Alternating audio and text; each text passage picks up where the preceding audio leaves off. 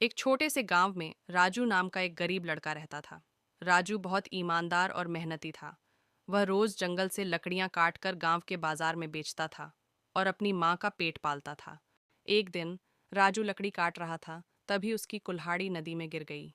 नदी बहुत गहरी थी और राजू कुल्हाड़ी को निकाल नहीं पा रहा था। वह घबरा गया और बैठकर रोने लगा। उसकी ईमानदारी से प्रभावित होकर नदी की देवी प्रकट हुई। उन्होंने पूछा, बेटा तुम क्यों रो रहे हो? राजू ने जवाब दिया, माँ, मेरी कुल्हाड़ी इस नदी में गिर गई है। वह मेरी रोजी रोटी का साधन थी। अब मैं कैसे काम करूँगा? देवी ने मुस्कुराते हुए कहा, चिंता मत करो, मैं तुम्हारी मदद करूंगी। देवी ने नदी में गोता लगाया और सोने की कुल्हाड़ी लेकर आई। उन्होंने पूछा, क्या यह तुम्हारी कुल्हाड़ी है? राजू ने कहा, नहीं माँ, यह मेरी कुल्हाड़ी नहीं है। इसके बाद देवी ने चांदी की कुल्हाड़ी निकाली और पूछा, क्या यह तुम्हारी कुल्हाड़ी है?